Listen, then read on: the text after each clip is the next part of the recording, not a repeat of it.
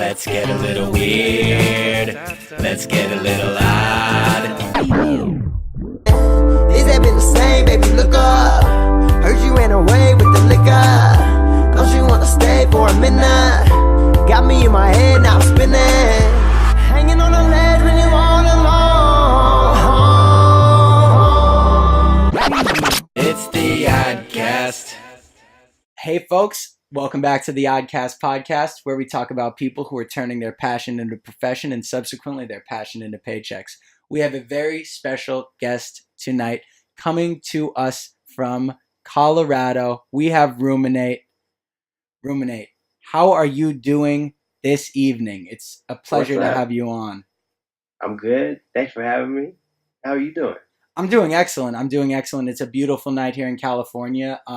This has been a long time coming. I mean, basically, since kind of we've been talking, for months now. So I'm right. This is definitely an honor to have you on. I appreciate your time. I appreciate you. Yeah. So I'm excited. Yeah. So first of all, I want to give you the opportunity to kind of first of all tell everyone where they can find you and kind of what the latest projects they're going to find when they look on there are. Yeah, so you can find me. I mean, I'm on every major platform. Just go by the name of Rumin8. I got it here. Might be backwards, I guess, but Rumin8. This means to think deep. The word ruminate. A lot of people, for some reason, when they read this, they go ruminate. For some reason, I think it just doesn't translate well, like with how we read. But yeah, it's ruminate. Means to think deeply, and then the 8. I really like numbers and playing off of digits and stuff, so that's why I use that. And it's also like representing the karmic balance. So yeah, the 8 ball. We have it. Sorry. We have the 8 ball in the building. So That's the. just to let everyone know what time it is. But yeah, it's, all my stuff right now is I'm on YouTube and Spotify and Apple Music. I put out 2 albums so far, 2 albums that I've produced myself. And then that's my latest one, Look Up. And right now I'm working on Look Up 2.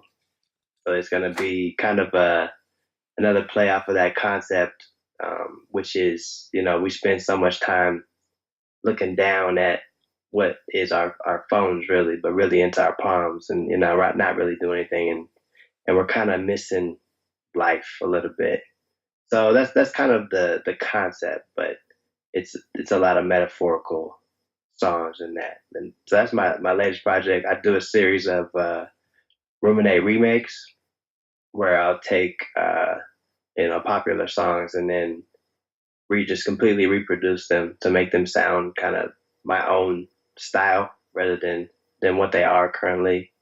I always do an original verse and then I put that out and kind of market it that way, and that's kind of been a piece of the music is my original music and then covers or remakes that kind of get out what my sound really is. That's interesting. So yeah, I mean, just to address that really quickly, and I forgot to, I said rapper. I forgot producer too, and like we were talking about prior to the interview starting, as it says in the bio on your Instagram, it's somewhere in between song and rap. And I'm sure it says that on the bio and a lot of your stuff, because I think that's a really good way to articulate your style. Yeah. And also kind of like you were saying, your artistic vision. It's not really limiting yourself to one or the other. Right. Which is really cool. And but the other thing I wanted to say is also producer. So not to sell you short, No, I appreciate it. we got to get it all out there. And so when did I was about to ask about the remakes. When did that first kind of transpire? Was that always kind of a vision that you would have in your kind of discography? Because I've heard a lot of your remakes, and it's kind of cool because you respect the original song, but you add your own unique vibe to it. Yeah, no, like for me, the way that I look at them is, one, it just helps me, like, I'm a how do I say this? I'm a child of the music, right? So like, I love studying stuff, and I love, I don't. It gets hard because the way that I produce is I take elements from things that I like because I'm not classically trained. I'm not, I've never taken music lessons or anything like that. So everything I've I've done is just what I figured out. So that was my first thing with doing the remix was how did they make that song? And then I just try to like piece together the parts.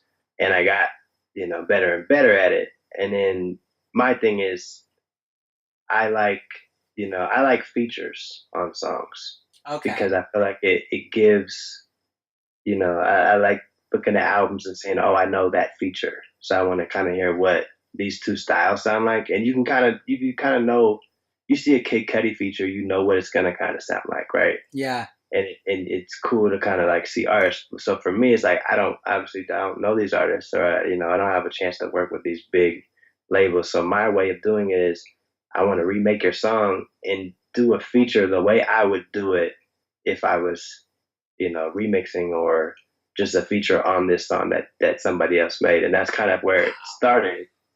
And it's fun for me because it helps me learn too and kind of make, stem off of my own projects and ideas. But I like to, if ever I get a chance to be like, now I'm in the same room with these people, like, this is what I did, on your song. I remade your song and then did this to it, whatever. And, maybe they like it, maybe they don't, but I did it the way that I think that I would want to sound on it. Yeah, no, that's super cool. That's such an interesting combination of kind of like paying respect, but also like doing your own take, but like doing it in the sense of kind of being the featured, like, featuring Rumin8, but doing that, like a remake rather. That's a really cool. I've never heard someone talk about a remake that way in rap and rock in class. I've never heard someone ever talk about a remake that way. I mean, to me, covers are just boring, right? Because they're just like, it's like you can do that at karaoke, but if you like, I like change, like almost want to change the genre, if that makes sense. Like, yeah, if I want to remake it, I don't want it to sound exactly the same that it is, but I want the same elements so people have that familiarity still. And then now they're kind of catching on to like how my style works. Okay, yeah, I think it's working in a sense, and but it also gives me like, I'm never bored. Yeah, so that's awesome because like I feel like that's a cool thing. Does that help? I mean, as someone who, I think any creator can go through what's the equivalent of in songwriting as a writer's block, and I feel like maybe having that outlet can help kind of get you through periods where necessarily like the creation aspect or the songwriting aspect isn't coming through as much, but you can get creative in other ways and still kind of keep your musical chops up to date and stuff. Right. And so that's kind of exactly what I do too. So basically I have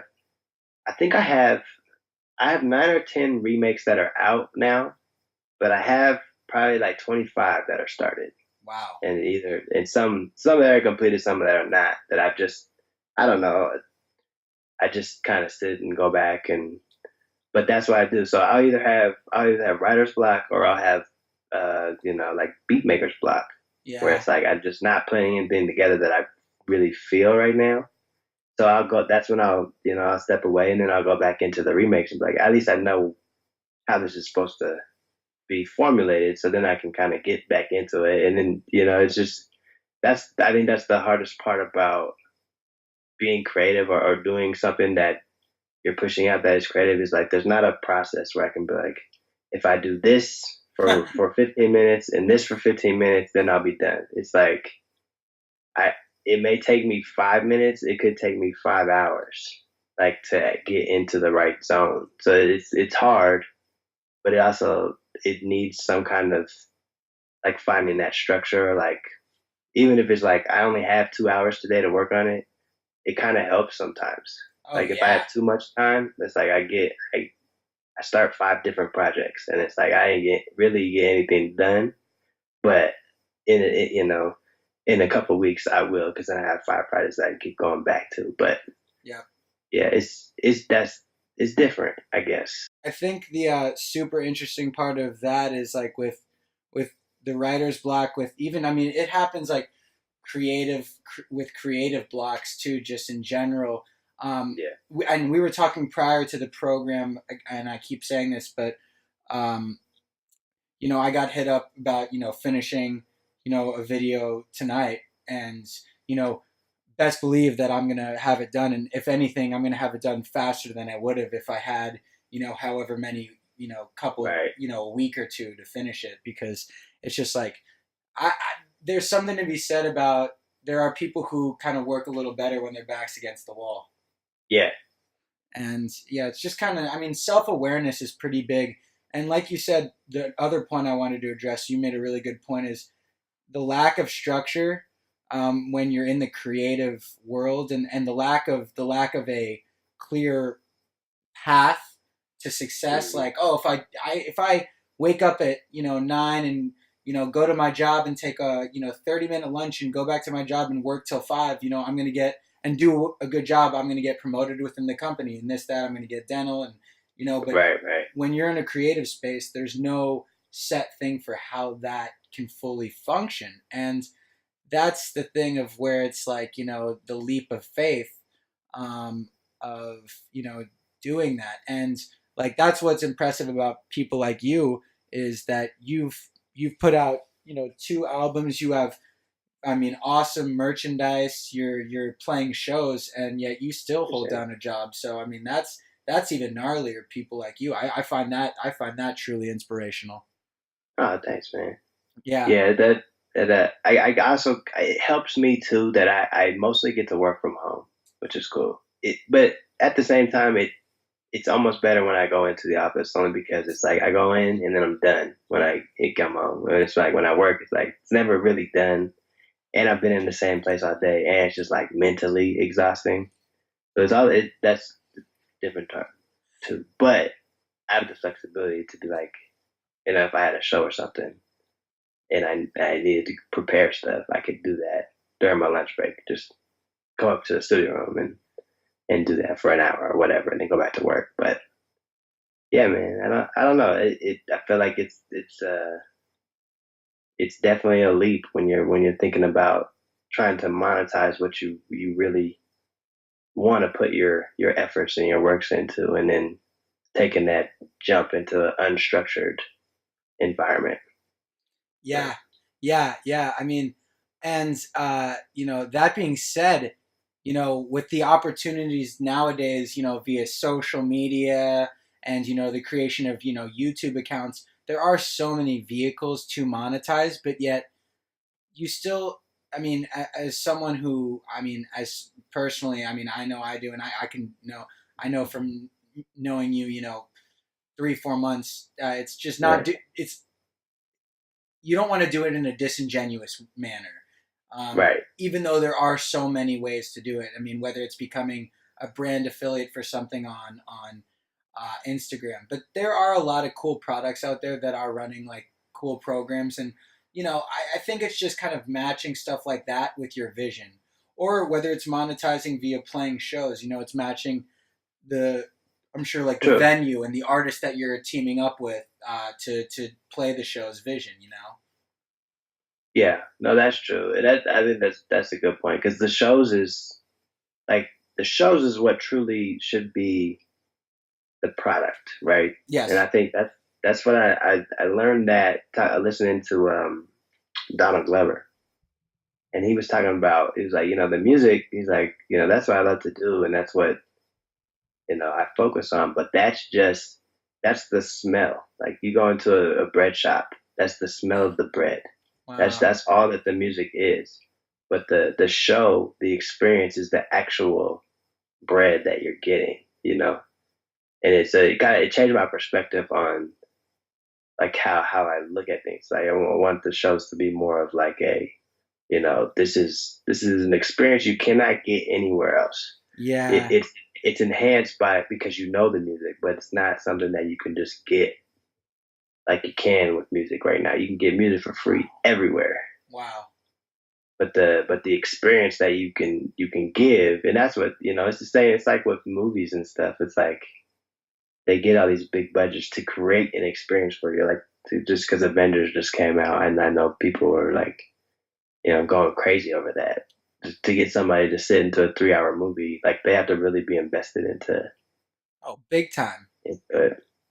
And And it's that being said, they've seen all the ones before it, prior to it coming out. yeah, yeah. So that's different because that's huge industry, Yeah. huge money into it. So it's not necessarily equivalent, but it's that same experience that you're trying to give. And I think that's part of where my voice comes in, where I'm lucky to have the voice that I have, because I think in a live setting it captures people. So like I can tell, I can always tell like the mood change when it's people that I'm playing for that I don't know or don't know me. When I sing the first note, or I'll do a little ad lib in the beginning, it does draw attention a little bit, and then I think that's kind of like molding the experience. I'm not there yet. I'm not to where I want to be. Yeah. From a live perspective, just because I don't have I don't have the fan base first, to where I'm like, hey, here's what I'm doing, and then they really got to know the music. But the other part of it is venues, and then what kind of machines, what kind of projectors do you use, and how do you interact with stage lights and stuff like that. And that's I think that's a whole nother thing I haven't really unlocked yet. But so that's part of the experience of music now, because it's not just, I don't know how it was for you, but for me, like, I guess listening to music when I was little, which I wasn't always, like, I didn't really care about being a musician or anything. Like, I didn't want to, I would make like little funny raps or stuff like in school, but so I was a hooper, so all I cared about was basketball. All I cared about was basketball, right? Up until actually I went to college and played basketball into a small school in Kansas, and then transferred to UCCS.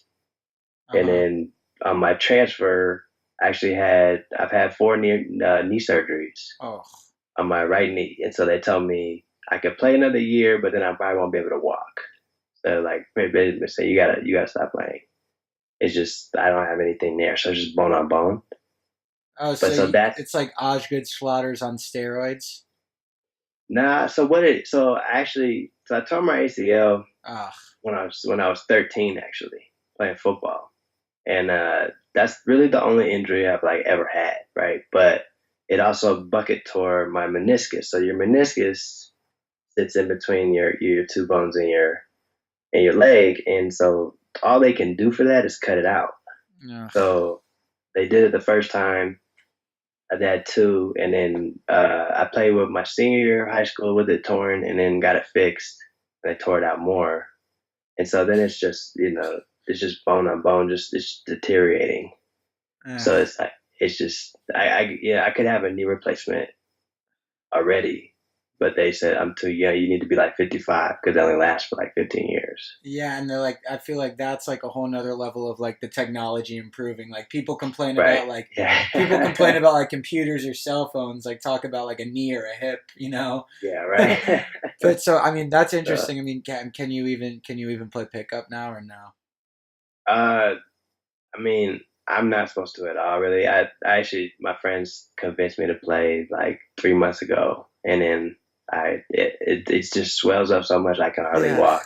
So it's not worth it, but it's hard because I'm very competitive. And like that was my thing, right? But that's kind of how I got into music, right? So back to my point in saying all this was like, so I couldn't, I had to kind of change my identity, like who I was. Because before, like, that's all I was. I was a basketball player. Like, I didn't really, not that I didn't care, but like, that was my focus. I wanted to either play overseas or try to get in the ABA, which everybody does. But that's all I focused on. And then once they like kind of took that away, then I was like, I got to do something else. And that's when I kind of started getting, because I was making music at the time, but it wasn't any good. It was just like, just fun for me to do. Like, I wasn't producing or kind anything. Of like escape basketball in a way. Yeah, just something to do on the side. I did it with one of my best friends, and it was nothing serious. And then after I couldn't play anymore, I was like, I have all this free time now, and like don't have to go to 6 a.m. workouts. Like I'm not. So it was cool, and then I just kind of like just started learning more about it, just trying to figure everything out. And then I started trying. All right, I kind of like this, and taking it more seriously, and made a bunch of terrible trash music that just I can't even listen to now because it's so bad. But at the time, I was like, oh, I'm really good, like Yeah. and now like it was so bad. I can't believe I even show people it. But so yeah, that's kind of how I got into doing music, was just kind of like necessity, like trying to figure out who I am really, Hmm. and something that I can like still be competitive at, I guess, in a sense. Yeah. And Yeah. but but it was like my thing, you know what I mean? This Yeah. was I've totally. I mean, dude, that's the. I mean, the obvious parallel that I think of would be, the core, Mike Stud. He was a pitcher at like Duke and Georgetown, and then he mm, he had a Tommy John surgery hmm at Duke, and he had to like transfer to Georgetown, and he only pitched there for a year. But then he just started the music stuff on the side, and he was like, "Oh, I had just had more time because, like you said, didn't have to go because being a student yeah, athlete at the collegiate level is no joke. It's just like yeah. it's ridiculous."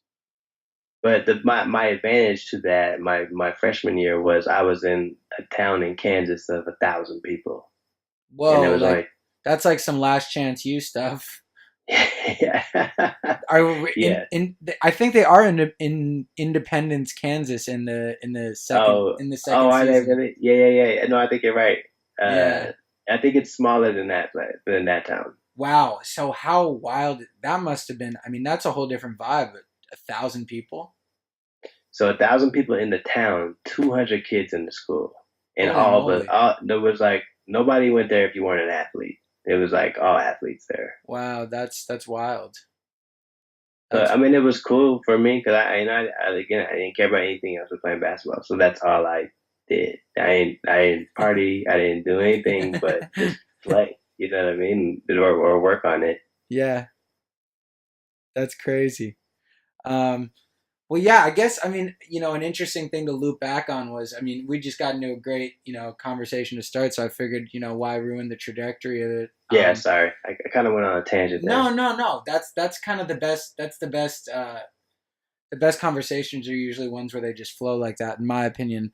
Um, but the one that would be great to go back to would be like, what's you've referred to it several times of like kind of your just inception into music, and then like kind of doing it, taking it to that next level of then like, learning like how to do the production, and then Hmm also like because it's a whole different. There's a whole different side of it that people don't know when it comes to moving from kind of just garage bands and the blue snowball mic, yeah. because that's, I mean, at first, I mean, I've gone through phases. I've the theme song of the Oddcast is mine because Right.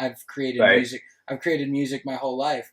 But it's like you start recording with maybe headphones and just into the computer microphone, and then Oh maybe yeah. maybe you step it up a little and got the Apple headphones with the microphone. Then you Bro, step it that's up, so funny you say that. and then you step it up and you get the blue mic. Then you step it up and you get the Yeti or the blue Yeah. snowball. Then it's the blue Yeti. Yeah. Then you get something like this, and then you get something like you got. I mean, it's just like, Yeah. but then like the production stuff is the same too, because you learn GarageBand. Then you have to pick what you're going to do next. Are you going to go like production? Are you going Fruity Loops? Are you going Pro Tools? Are hmm you going to go Logic? There's so many effing Right. variables, and it's a gift and a curse. Oh yeah. So like I know I asked that question super long winded, but what was kind of the inception into just like taking it, because you said it was kind of the free time from your 17th blown out knee.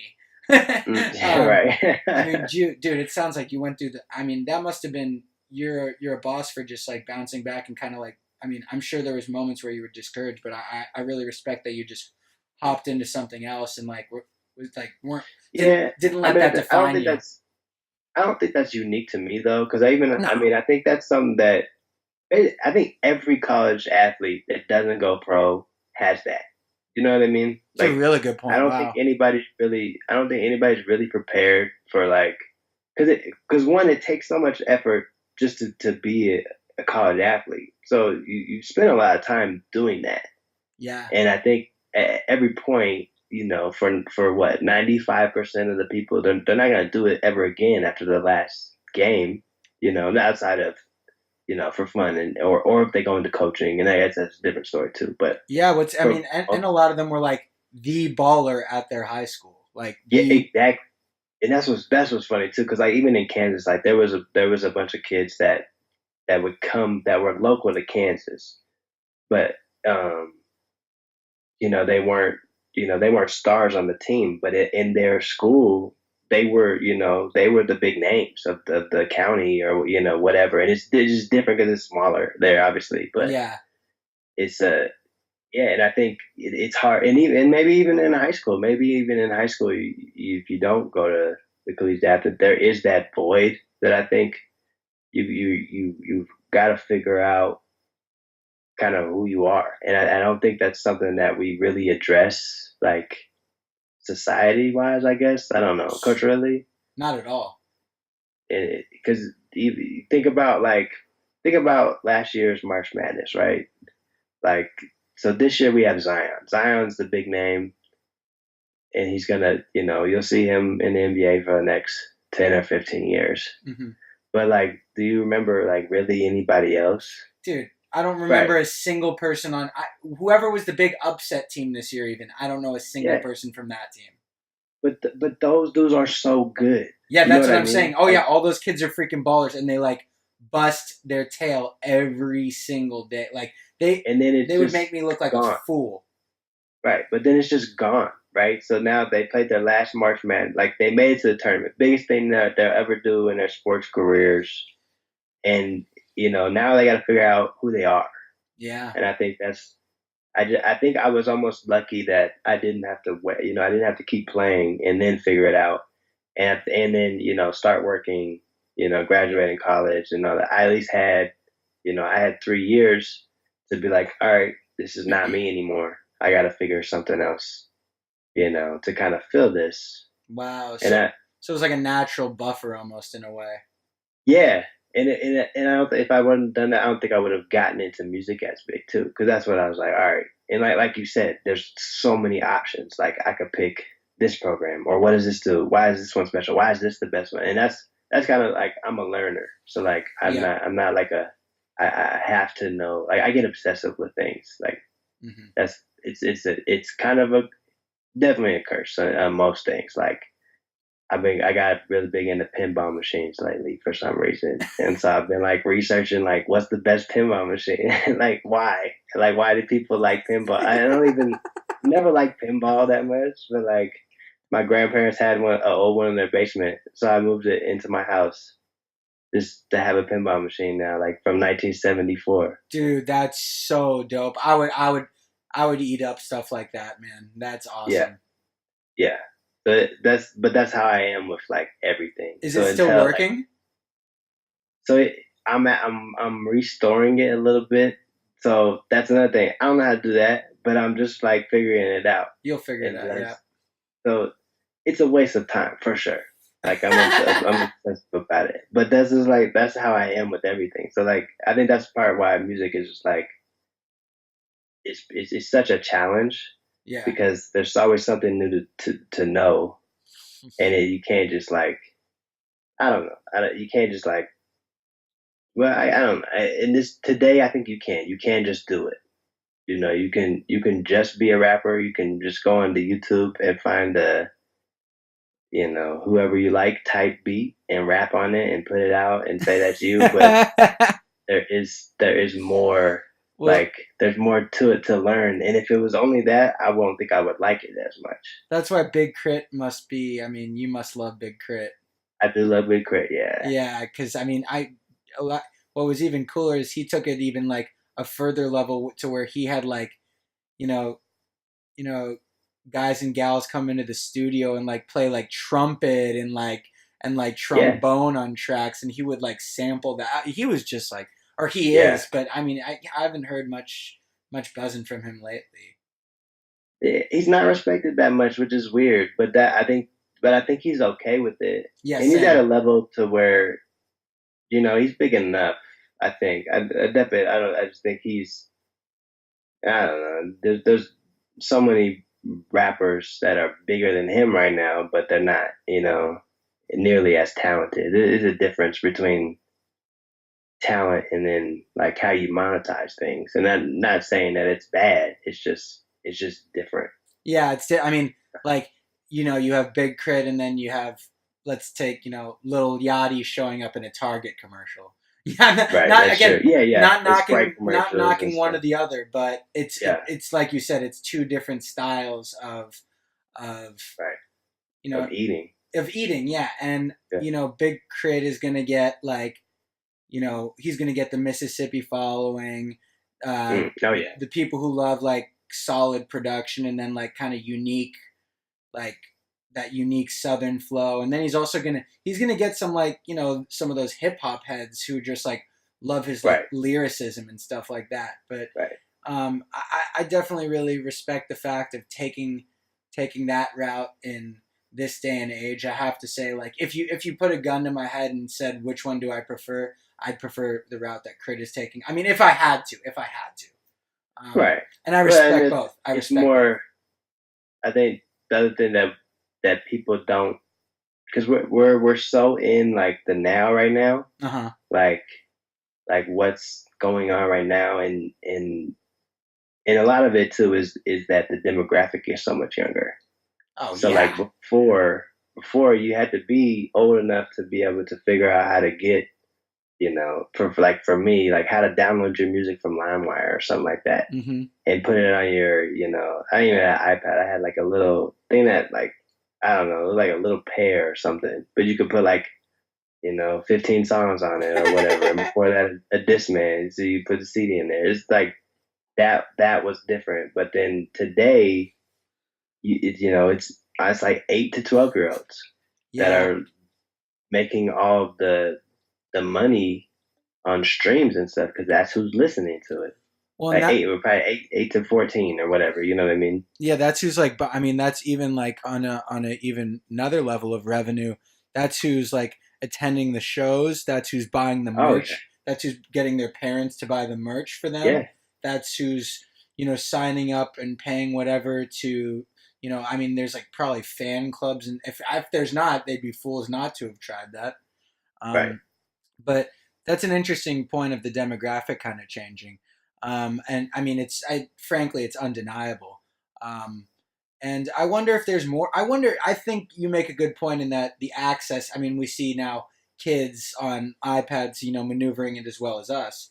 I wonder if that's it. I wonder if there's something more to it at all where the marketing is more kind of played to that demographic. Oh, yeah. I mean, but I totally see what you mean. I've never thought about it from the purely like technological aspect of them having kind of that built-in knowledge of how to access stuff at such an easy level. Whereas, I mean, I think we're such a unique generation. I mean, we're around the same. We remember using both cell phones. We both are adept at cell phones and having pay phones. I mean, so I think that's kind of cool too. But it's interesting the demographic has changed, and I think the marketing maybe has responded to that, and as a result, it's gone up exponentially. But, and the other thing too is like it's all about the cool. Like hip hop is cool right now. Yeah. And what's funny is it got popular because it wasn't cool, right? It was not music. It was, sampling is not music. It was like this underground thing, and it was not cool. That's funny. So then people flocked to it, and now it's like it's the biggest genre now. So now it's cool for everybody. That's what it kind of has to be. But hip hop is cyclical, so it'll go back around. So that there will be a time, probably not soon, but hip hop will not be cool. It'll be something else, and maybe it's the evolution of like trap. right now. Baggy jeans will come back. Yeah. Oh yeah, for sure.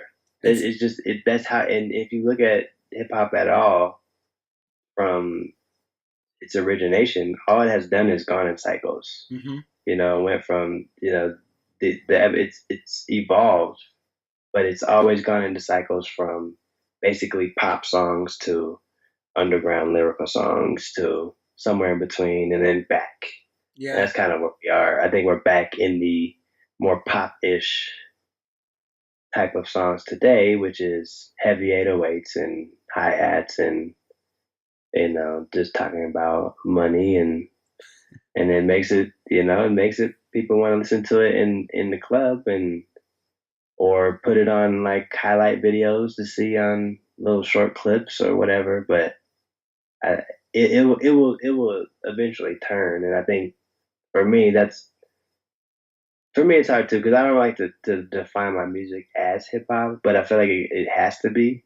Like there's nothing I can't really be like, well, it's hip hop, but it's not, and people might be like, well, then what are you talking about? Like it has to kind of it's something. So for me, I feel like kind of staying in my own lane and not trying to do like what's popular. Just like I just want to do what I like anyway. But it'll be a time where it comes back around where like it changes again. Yeah. And you're like, I mean, it's like it's again, if you had to say only one hip hop would be the one, I would agree with you on that. But it's more like you have like hip hop with like R&B, but then it's not just R&B singing, because it's like more like it almost is like more like soulful than just like regular R&B. Mm-hmm. I don't know, but it's still, even the singing has like elements of kind of like singing like a rap lyric in a way. It's really tough to it's really like it's really hard to define, and I really like doing features with people too. I just put out, or I just did a feature with this girl named Liv V, and she's actually only 15.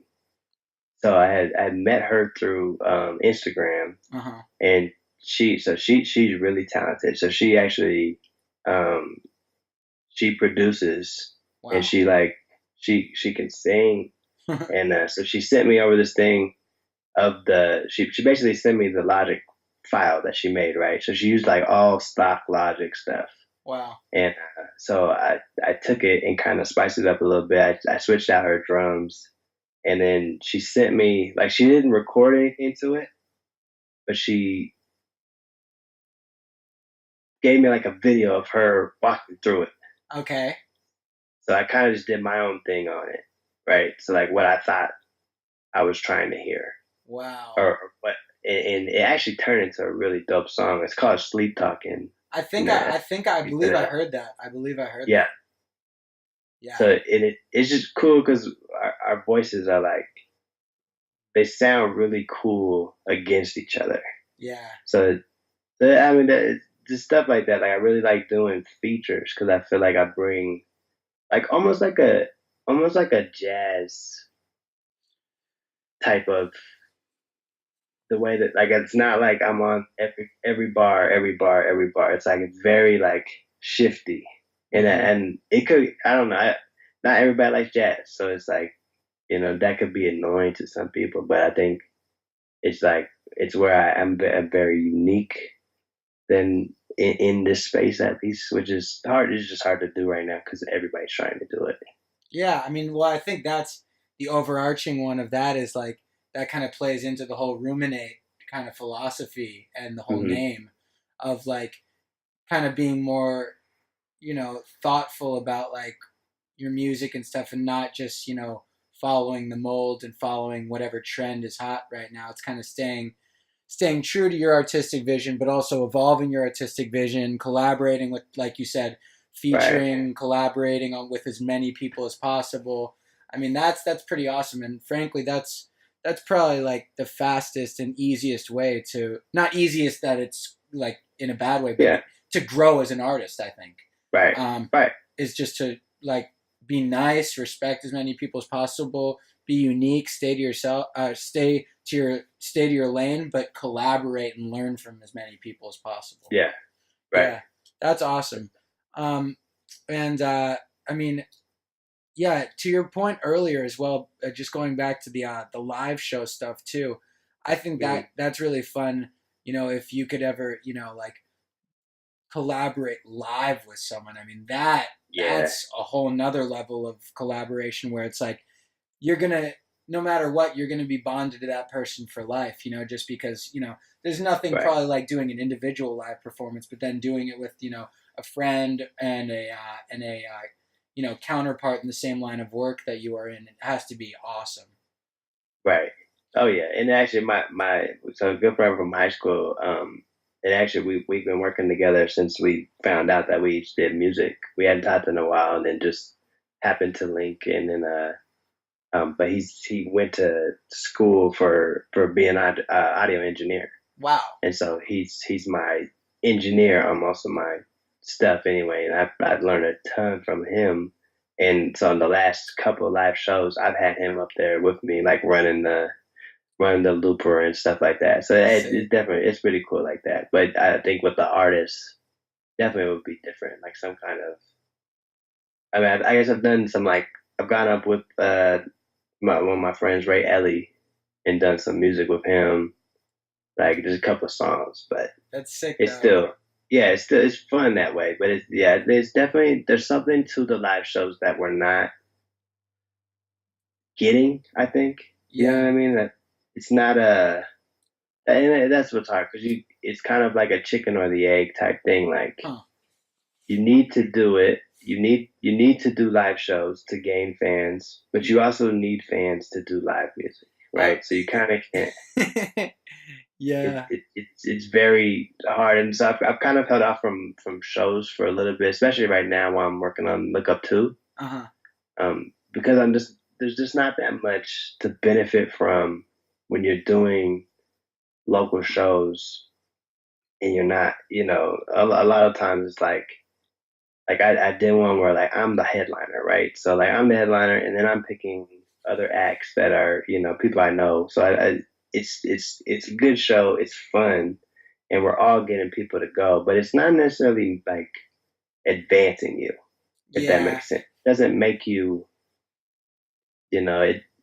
I think it makes you a better artist in the sense of you're making music because you're thinking I need to make it so that way it does this while it's live.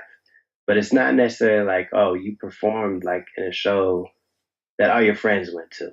That's not like, it's not doesn't do that as much. It has its benefits and you have to do it. Mm-hmm. But there's something that there's a different way. Like you're opening for a big headline name. That's something different, right? You're talking to people that the demographic, who exactly you're trying to get to, and who's going to be listening. But it's still different because they don't really care that you're there. Yeah, they're there waiting to see whoever's after, right? Right. And so, and if it's a large national tour and you're doing a different city every night, you're probably going to pick up a bunch of fans that way. But if it's like, I'm a local act here, here's a big name act that's coming through, and I'm trying to, figure out how to get my way to play 15 minutes before it goes on. Like that stuff's not worth it to me at this time, at least. Yeah. No, I mean, that's a really interesting, chicken or the egg, Yeah. analogy. And, I never really thought about that because, even until even until you have, I guess whether it's that one song or that one feature that literally will just have people like screaming and like showing up for that like one, I guess like the "Look at Me" song, would be perfect for recent artists, XXX, like the one that people literally like you could turn it off and he could still like sing with the crowd. I mean, it's not like you need to have people like driving in when you're there just to see you, and like you said, yes, friends and family showing up has its benefit, but you need random people in there who are going to like go on the website, cop merchandise, continue to support, Mm-hmm. and like, tell their friends. And then, yeah, it's a, it must be an interesting game. And it's like anything, timing is so timing, you could get lucky with timing.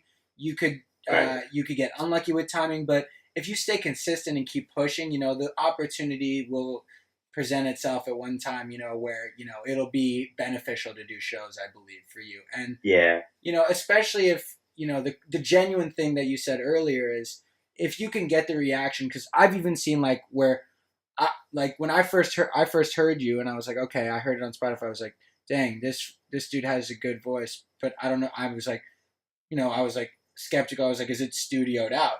And then I like saw like one of your like selfie songs, and I was like, whoa, that's like his voice. So like if you've seen that genuine reaction from people at the shows too, then there is like a minor benefit to that, but like you said, it's a chicken or the egg situation as to where, you know, that's, you know, you'll get, you know, 5 or 10 or 15 fans, you know, more, but you know, it's not necessarily worth your time or investment in, you know, just doing that and hustling every night rather than working on Look Up too. Right. Yeah, no, that's true. And I think that's a good point too. But I think just because you said it in that way, like going up, you've got to figure out, and maybe that's part of me still being, you know, young and not knowing, or at least immature to this. But I think something that I've learned is like I'm making music because I like to make music, right? Mm-hmm. But in I can't speak for everybody, but for me, I'm not doing it to try and be famous. Yeah. And I think that's the goal of, you know, that's what it looks like. You can tell when you see people, they just want to be famous so bad. They don't care how, you know what I mean? They just want which I think it's a myth anyway, is you just need one hit song, right? And then you're good for life. Yeah. And it just it doesn't work like that. Cause even the people who have had like one hit song and made millions, like look at what they did before. They've probably been working for tens and, you know, 15 years before that, and then they finally got the one song. So that's kind of like lucky, unlucky. But my job, I guess, is to figure out how to speak, you know, not to the audience, but for the audience. And what do you mean when you say that? So like for me, I've got to figure out, for, you know, just speaking generally, I got to figure out how to represent you with me not knowing you. And so that's like the music you relate, like who you know, it's, you don't like the music because, oh, that's great music. Like there's probably some people that you like, you can recognize the music is good, but you don't really, for some reason, you don't latch onto them. But there's people that no matter what they do, you feel like that's me, that's my guy. Like that's, you know, like, oh, you don't listen to Crit. You don't listen to Crit. I'm a huge Crit fan. Like that's part of my identity, right? Yeah.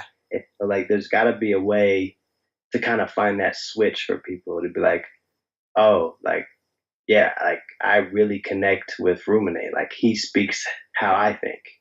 Wow. And, you know, gives me a feeling that, you know, that represents me. That represents this vibe right now that I'm feeling at this certain time because I'm sad or I'm happy or, you know, whatever. But that's what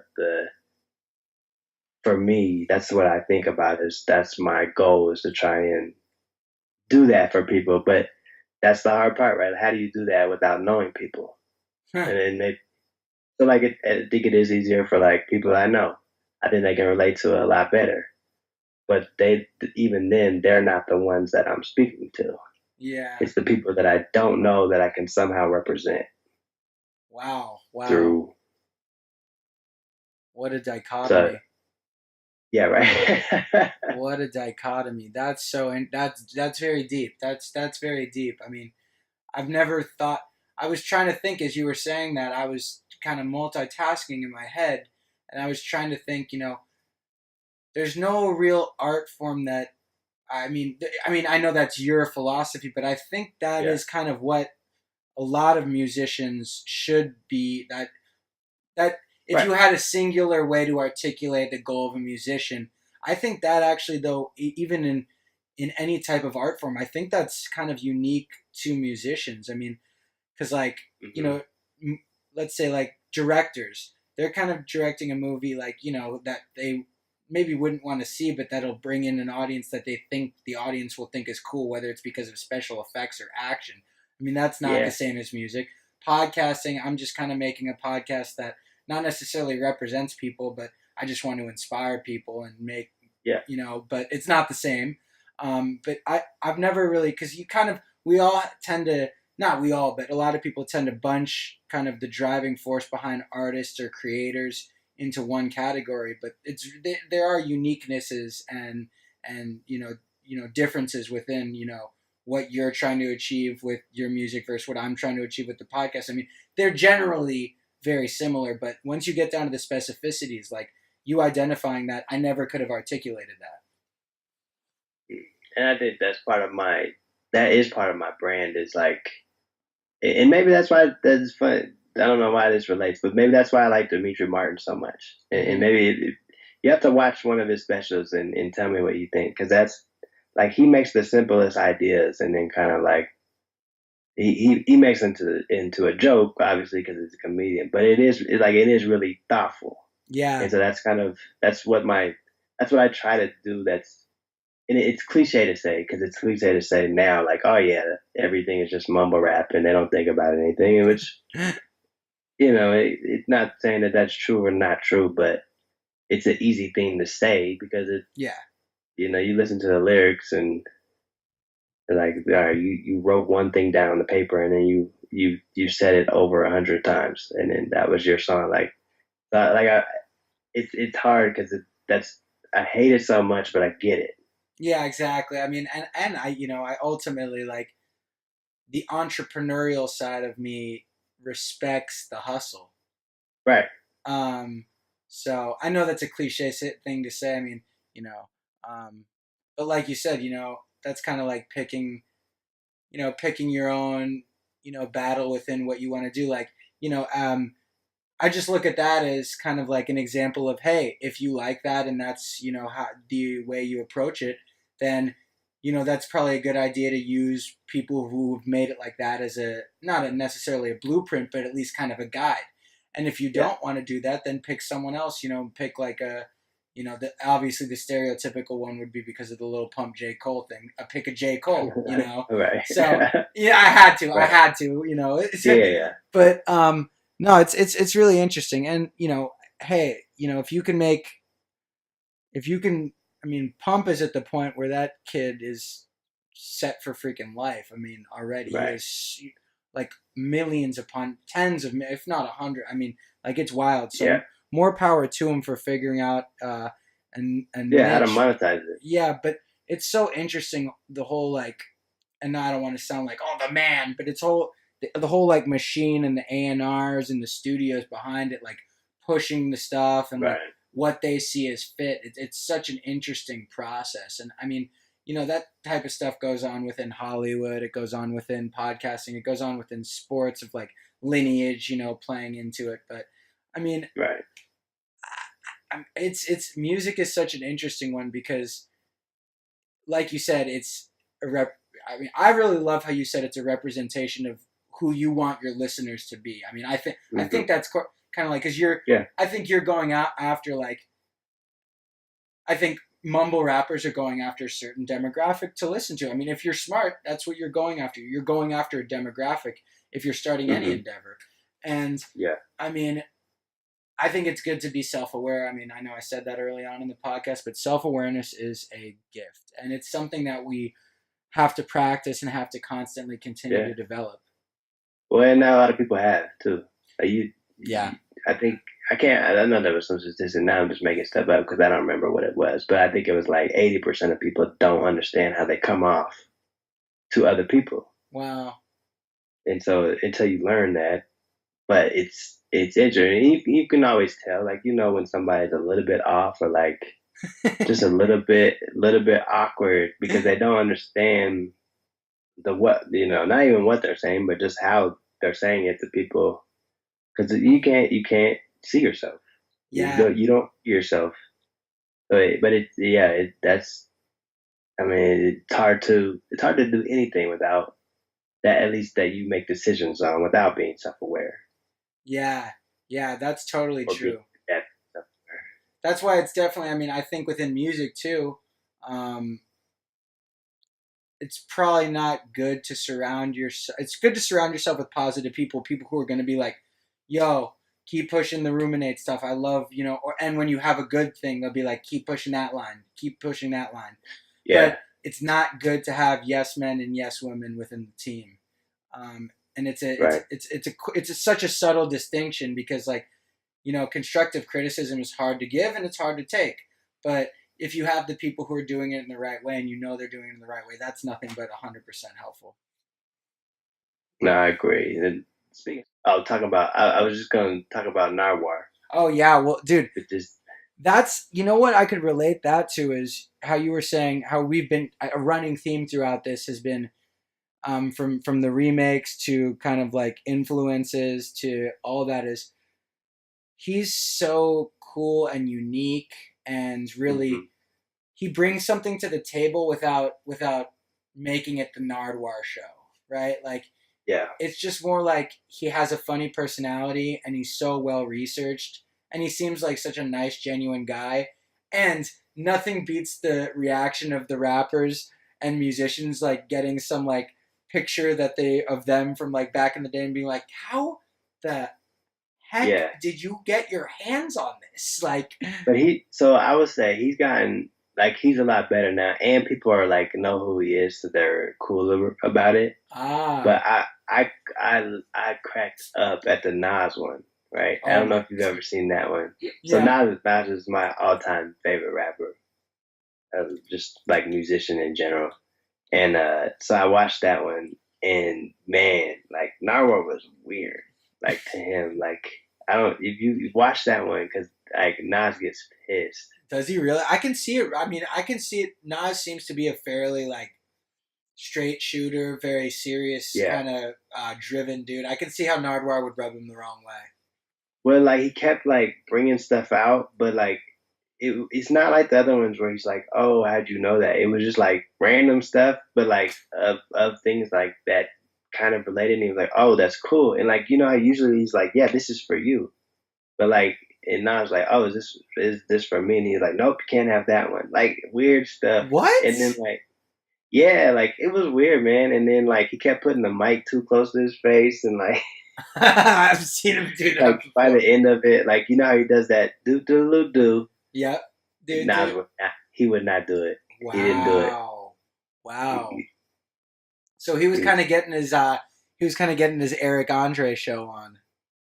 Yeah. Right. Yeah. Yeah, he's kind of somewhere in between like the Eric Andre show and like a regular interview. He's like a little more sane than Eric Andre. He is, but he's not comedy though. Like that's just.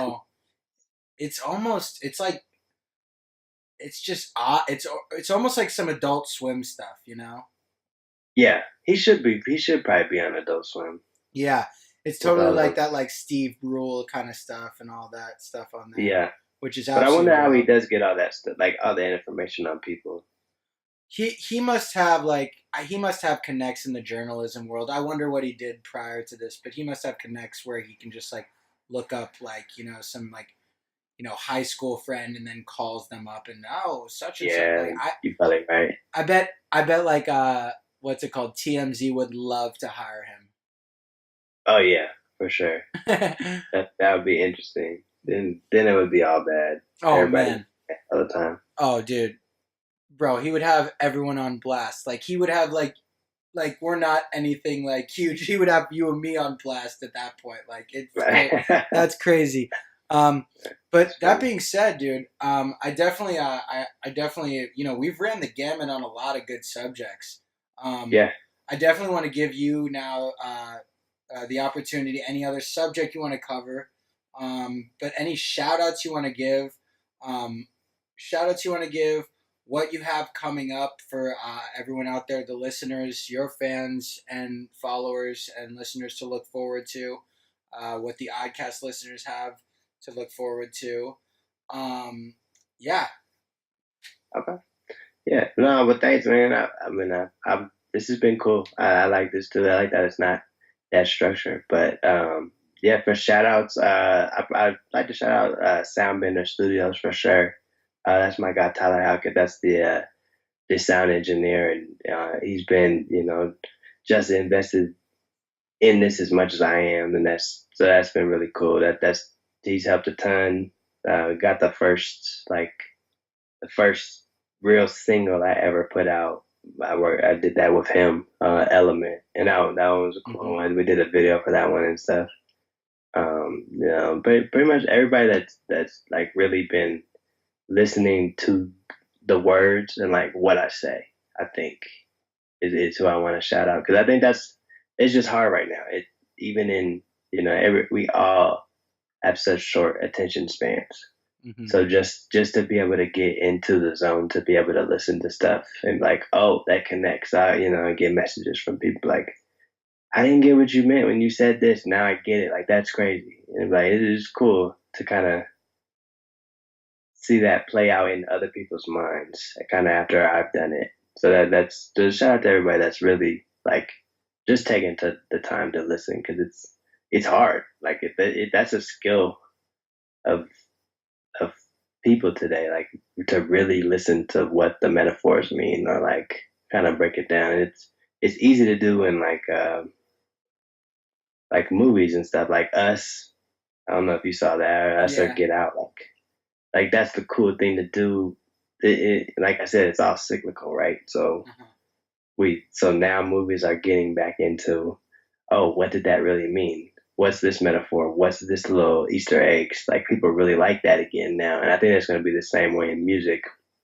Eventually, it's not there now, or it's not. I mean, it is, but it's not popular right now. Yeah. And I think there will be a time where it's like people really care about an album release because they're like, oh, I want to figure out what this meant. Like, what it means to them, how they relate to it, Yeah. So I think so for people that listen, a lot of my homies, but people that I don't even know that I know, or I think I've got the latest single that I put out was Sad.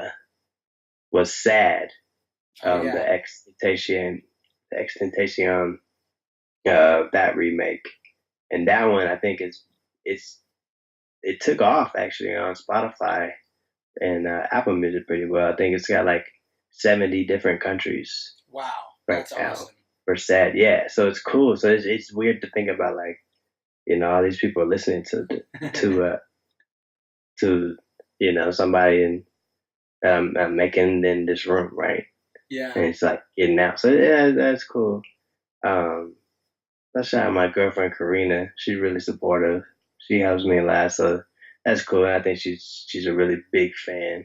It makes it easier to like take all this time, and that I'm not spending with her and working on this. Yeah, no, seriously, that's no joke. Yeah.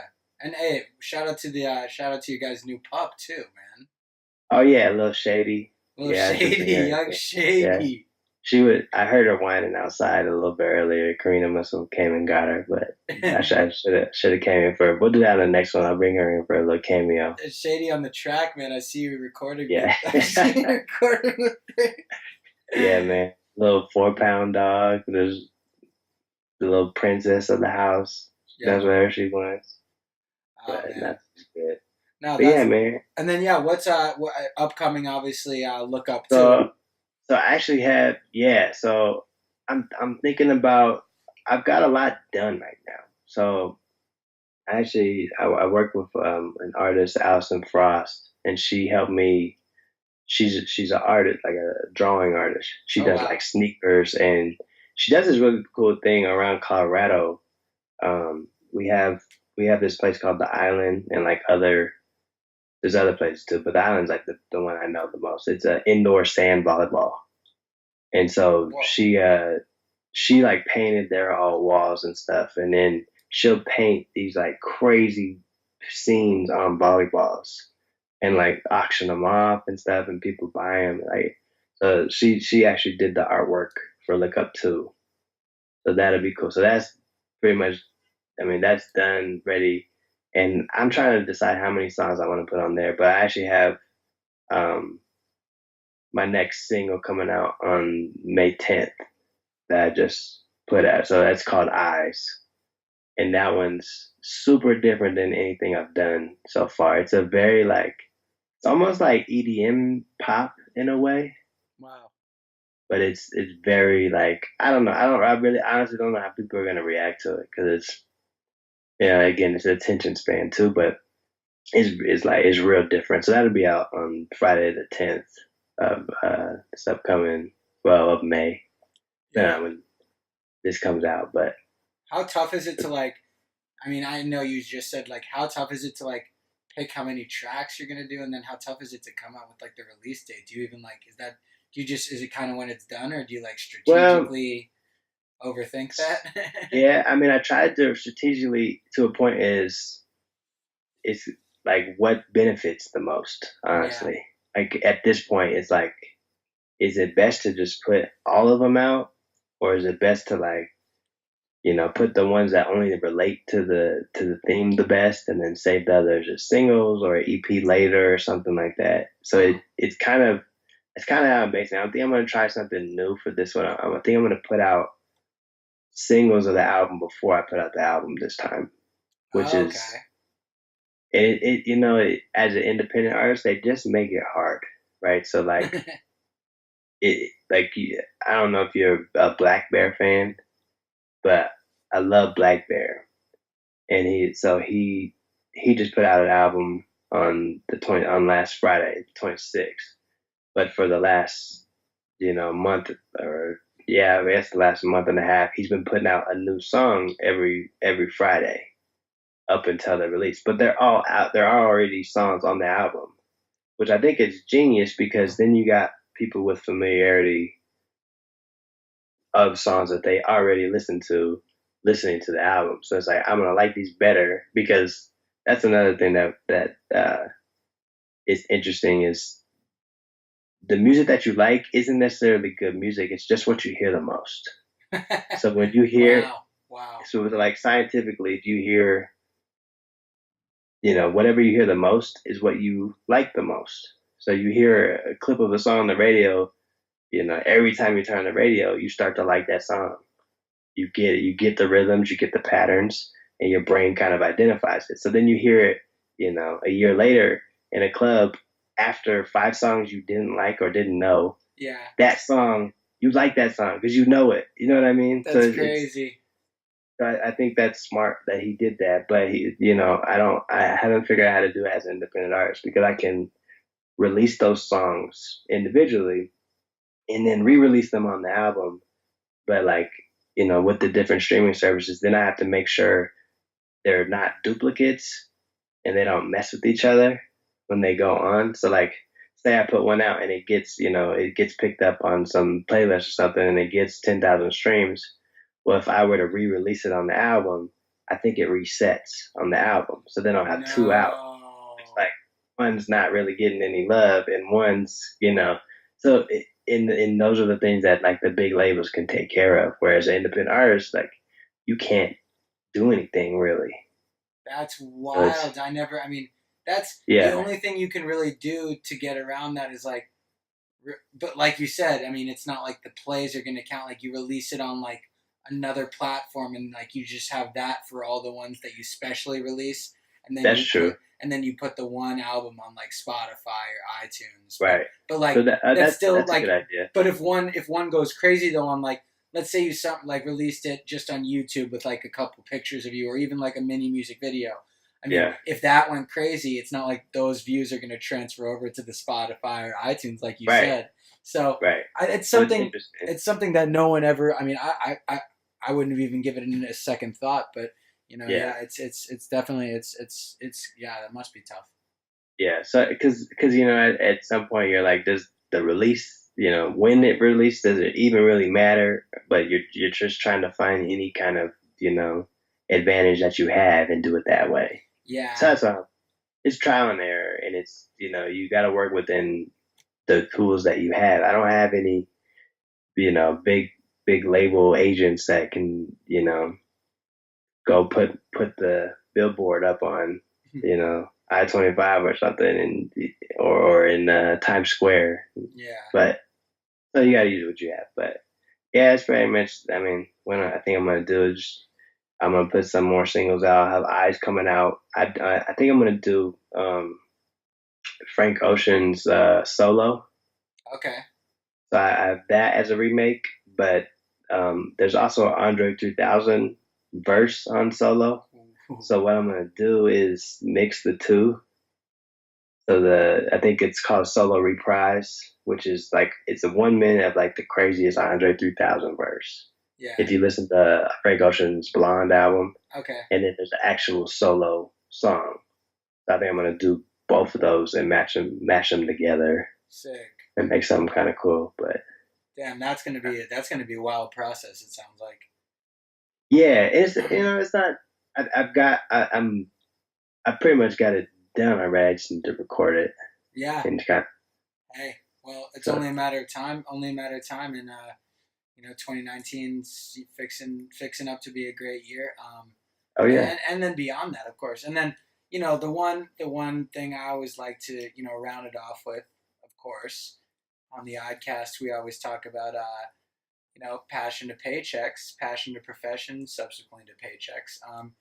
So anyone wanting to make that leap of turning passion into paychecks, whether it's still maintaining the full-time job, and grinding on the side, do you have any advice?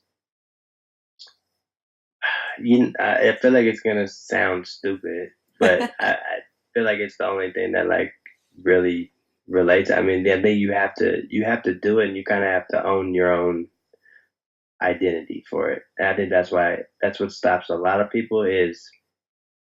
For me, like I'm not doing it. I haven't quit my job to do this full time, and I think for somebody that's really at a point of, yeah, I can make this much money, and this is how I do it. You just really have to really commit to it, and that's who you are. Yeah. Like when I noticed too, like when I meet people that not in a music setting, and they ask, "What do you do?" I'm not like. I usually don't say I'm a musician because that's not how I'm making, the majority. Not that I don't make any money off of it, but not how I make the majority of my money right now. Is I tell them what my day job is. Yeah. So I think so they're not gonna look at me as a musician when I say that. So I think for anybody that's trying to, that has a real passion and they really truly figured out how to monetize it, that they just really have to make it their only option to kind of to get through. And I feel like everybody says that, but it's really that's legit the way to do it because you have to keep trying until it works. Yeah, trial and error. I mean, hey, like we were saying earlier, the first like 9 episodes of this were the ODDCAST, where stuff that's odd gets the nod, and now we're here at Passion to Paychecks, and it's the entire the entire theme of the show. So I mean, and that being said too, I think that addresses something else that you've been saying the whole show, is that you just have to be willing to stay. You have to adapt, but you also have to stay true to yourself, right? Mm-hmm. Like adapt and like evolve, but stay true to yourself and walk that line, which is it's pretty tough. And like you can't just be a fame chaser really, and still you can't be a fame chaser and then do it genuinely, like, and say you're not a fame chaser. Right. You could do it genuinely, but you can't just say I'm not a fame chaser if that's the goal. And so like you said, owning stuff, being self-aware, it's big time. And Yeah. Well, I truly appreciate your time. And man, you too. This has been terrific. The first of many, and hopefully we can link up out in Denver. Big shout out to Nomadic Baseball and the guy Matt. But yeah, again, I want to let everyone know where they can find you. Obviously, the simple way is just type in RUMIN and the number 8, Rumin8. Yeah.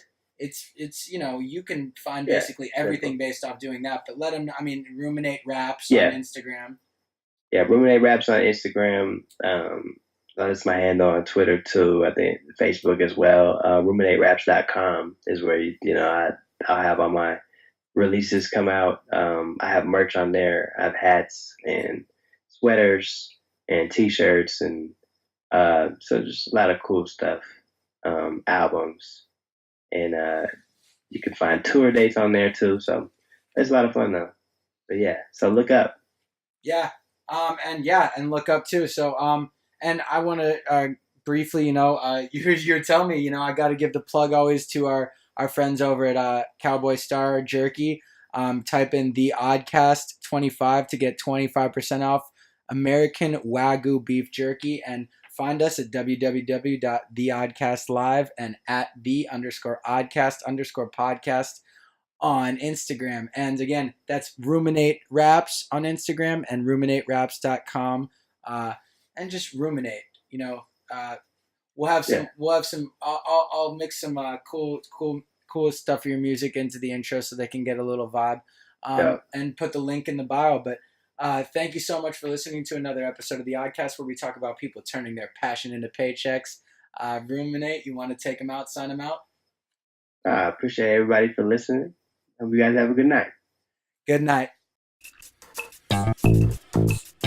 Let's get a little weird. Let's get a little odd. These ain't been the same, baby, look up. Heard you ran away with the liquor. Don't you wanna stay for a minute? Got me in my head, now I'm spinning.